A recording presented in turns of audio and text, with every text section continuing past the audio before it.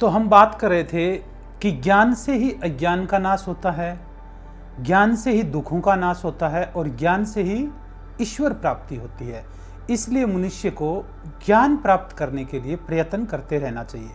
और ज्ञान हम कहाँ से प्राप्त कर सकते हैं? ज्ञान हम प्रकृति की किसी भी चीज़ से प्राप्त कर सकते हैं। जैसे पशु पक्षियों से भी अगर हम सीखना चाहे तो उनसे भी हम सीख सकते हैं। पशु पक्षियों का जो विवेकशीलता होती है वो वैज्ञानिक से भी ज़्यादा होती है। अब आप कहोगे पशु पक्षियों की वैज्ञानिक से ज़्यादा कैसे हो सकती है? हम तो आज तक ऐसे सुनते हैं कि ये तो बिल्कुल पशु है, इसको तो कुछ पता ही नहीं है। और आप कहते हो विवेकशीलता में मनुष्य से ज़्यादा है पशु पक्षियों की विवेकशीलता। तो मैं कहता हूँ हाँ। तो कैसे? जैसे आजकल मौसम विभाग के बारे में जो बताते हैं कि अब 2 दिन में बारिश आने वाली है या 4 दिन बाद में बारिश आने वाली है। पहले के टाइम में बुजुर्ग लोग होते थे, वो बारिश को कैसे भांपते थे कि बारिश कब आएगी? वो पशु पक्षियों की हलचल देख के अंदाज़ा लगाते थे कि बारिश आने वाली है। जैसे पक्षी होते हैं, ये जब प्रकृति आपदा आने वाली होती है, जैसे तूफान आने वाला हो या बारिश आने वाली हो, तो ये अपने घोंसले ऐसी जगह बनाने लग जाते हैं, पेड़ों में ऐसी खोल देखते हैं कि जहाँ पर बारिश हो, तूफान आए, कुछ भी आए, तो उस घोंसले में वो खुद सुरक्षित रह सके, अपने बच्चों को सुरक्षित रख सके, ऐसी जगह वो अपने घोंसले बनाते थे।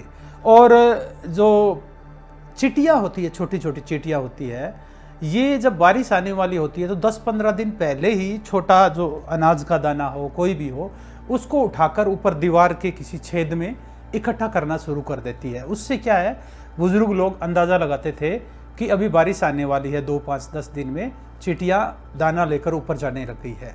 तो विवेकशीलता में बात करें तो पशुओं की, पक्षियों की बहुत ज़्यादा होती है वैज्ञानिक से। जैसे कोई बच्चा पैदा हुआ, पशु के कोई बच्चा पैदा हुआ, वो 1-2 घंटे में दौड़ने लग जाता है।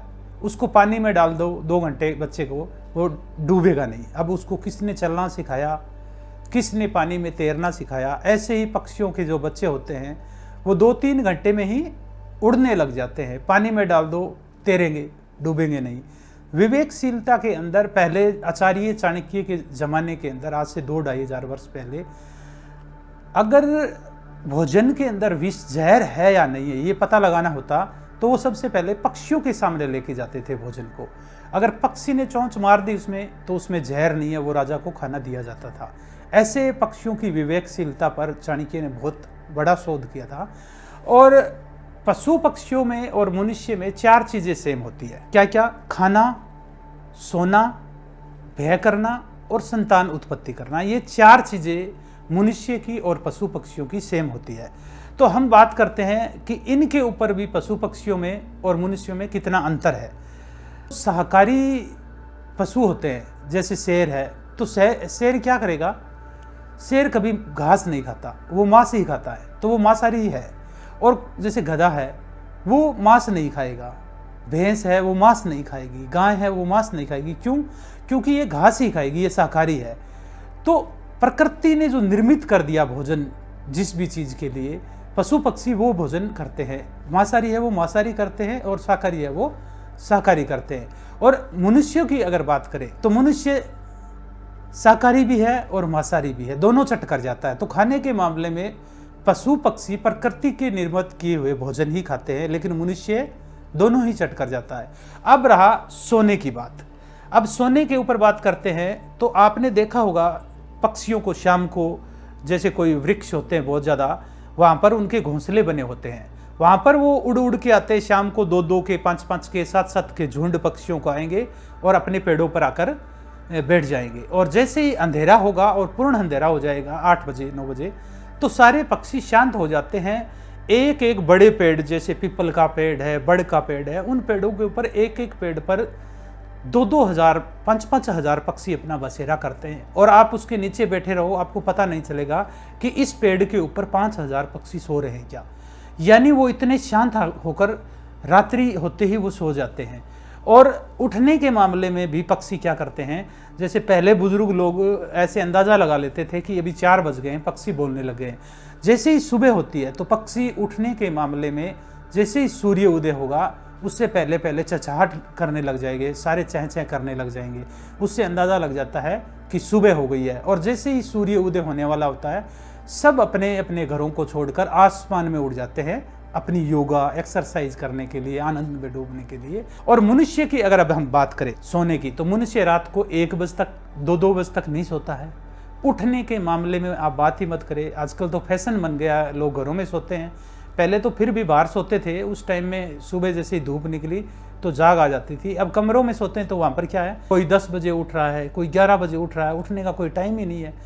तो अगर मनुष्य सीखना चाहे सोने के मामले में, तो पक्षियों को देखकर हम सीख सकते हैं कि हमें शाम को 8-9 बजे 10 बजे सो जाना चाहिए, समय के साथ में ही भोजन करके, अंधेरा होने से पहले भोजन करे और 8-9 बजे सो जाए।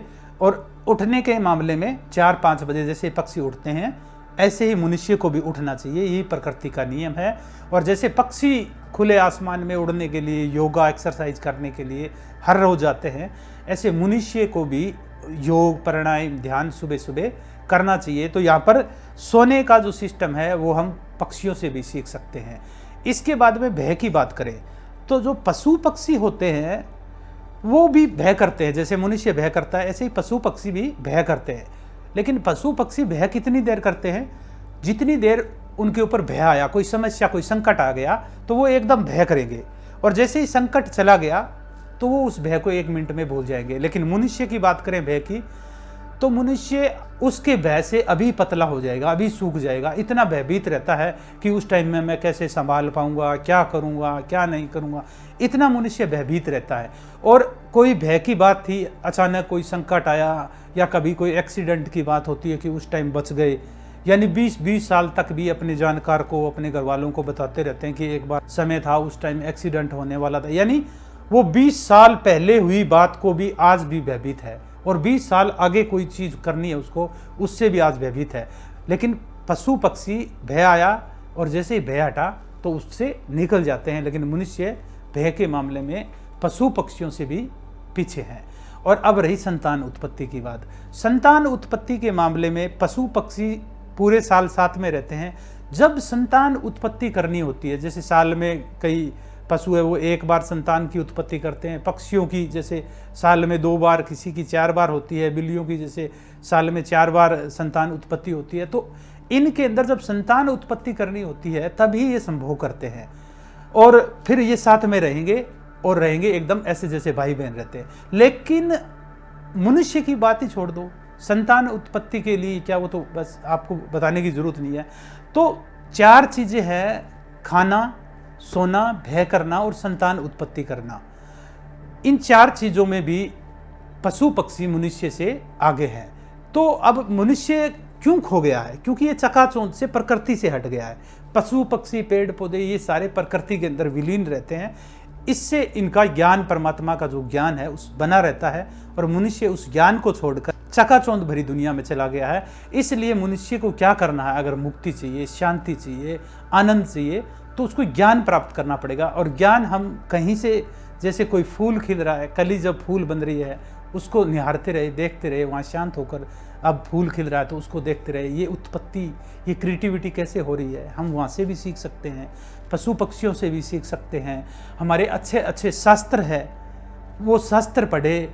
आज बच्चे सोशल मीडिया के ऊपर ऐसे ही समय को बर्बाद कर रहे हैं, उस समय को छोड़ के, और हमें अच्छे शास्त्र पढ़ने चाहिए। अच्छे जो विचार वाले, सद्गुण वाले जो इंसान हैं उनके पास में बैठ के ज्ञान प्राप्त करना चाहिए, उनके ज्ञान का मनुष्य को प्रचार करना चाहिए, गुरु की शरण में जाना चाहिए। तो ये सारी चीज़ें ज्ञान प्राप्त करके ही हम दुखों का नाश कर सकते हैं और परमात्मा को प्राप्त कर सकते हैं। तो इसलिए सबसे पहले मनुष्य को क्या करना चाहिए, ज्ञान प्राप्ति के लिए प्रयत्न करना चाहिए। तो मेरी आपसे यही राय है कि आप कुछ भी करें, उसके साथ साथ में ये जो प्रकृति का तत्व ज्ञान है उसको जानने का प्रयास करें और सीखें, और उसको अपने जीवन में अनुसरण करें, अपने जीवन में ज्ञान को पालन करें, और ऐसे करते करते आपकी ज्ञान की बढ़ोतरी होगी और एक दिन आप परमात्मा को प्राप्त कर लोगे। जय श्री कृष्ण। परम गुरु राधेश्याम जी से जुड़ी ऐसी ही जन कल्याणकारी वीडियो को देखने के लिए हमारे चैनल को सब्सक्राइब कीजिए, फॉलो कीजिए, लाइक कीजिए, और मानव जाति के कल्याण के लिए इस वीडियो को ज्यादा से ज्यादा शेयर कीजिए।